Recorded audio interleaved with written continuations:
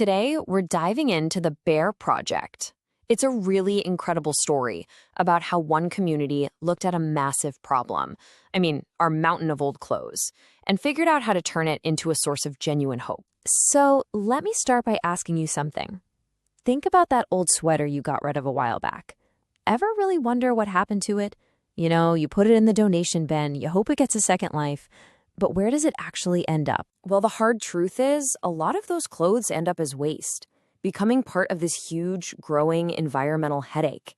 But this story, this is about a different path. It shows us it doesn't have to end that way.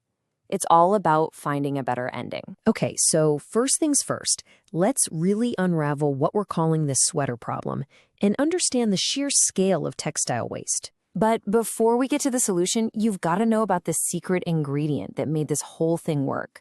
It's a concept called open schooling, and the idea is actually pretty simple, but it's so powerful. It's all about connecting what happens in the classroom with the community to go out and solve actual real-world problems.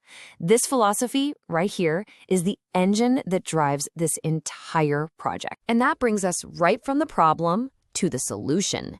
Let's talk about the Bere Project and how they literally turned waste into hope. So, what is the Bere Project really?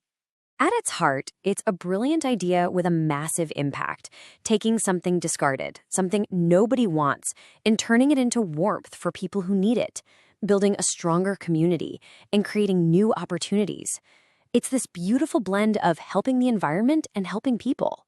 So, how did they pull it off? How does it actually work? Come on, let's follow the journey of a single, forgotten sweater as it gets a second chance at life as a brand new hat.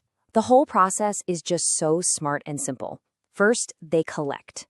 The whole community gets involved, gathering up unused sweaters from schools and homes. Then comes the prep work. They prepare all the materials, washing everything, carefully unraveling the sweaters back into yarn and sorting it all. Next up is the really fun part, create. Guided by a real artist, students and volunteers get to hand-knit that yarn into hats. And finally, the most meaningful step of all, they distribute these beautiful, warm hats to people who need them during the cold winter months. But you see, this was never just about making hats. It went so much deeper. By learning a traditional skill like knitting, these students weren't just recycling stuff. They were recycling culture. They were connecting with their heritage and discovering the value in these amazing handicrafts. It became this perfect bridge between a very modern problem and a timeless, beautiful skill. Now, a project this ambitious, well, you can't do it alone. It honestly took a village to knit all this together, which brings us to the incredible power of their teamwork. Just look at this lineup. It was a true ecosystem of partners. You had the Maya schools bringing the energy, the students, the parents, the space to work. The Andre Ertman Foundation acted as the project's nerve center, coordinating everything and keeping that open schooling spirit alive. Then the Cheatham Association rallied the troops, getting volunteers from all over the community. An amazing artist from the Ministry of Culture came in to teach the actual craft, and the local municipality, they stepped up to handle the logistics for getting the hats out there. Every single one was a crucial piece of the puzzle. And that's the big takeaway here in collaboration. It just proves that when you get schools, foundations, artists, and even the government all pulling in the same direction, wow, the impact they can have together is just so much bigger than what any one of them could ever do on their own. So, yeah, the project made hundreds of warm hats. That's fantastic. But the real story, the bigger picture, is that this was about so much more than a hat.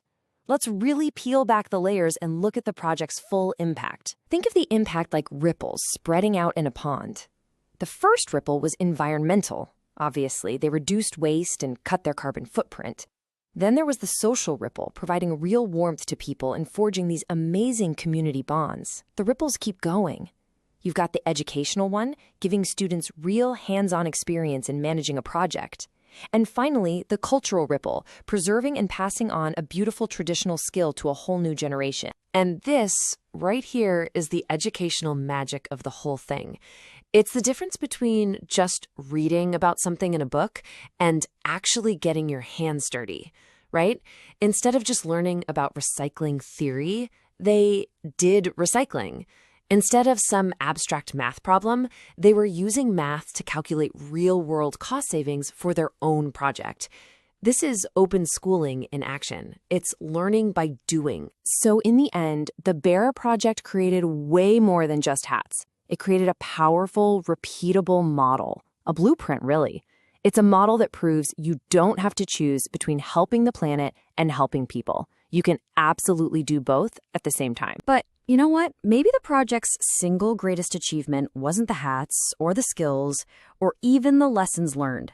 It was the network it built, this lasting fabric of cooperation that now exists between schools, the government, and the community. That is the true legacy, something that's ready and waiting to tackle the next big challenge. So we'll leave you with this question to think about. The Bere Project looked at a pile of old sweaters and saw an opportunity to create hope. So what waste exists in your community? It could be materials, sure, but it could also be unused time or overlooked talent. What's just sitting there waiting to be transformed into hope? Thanks for joining us.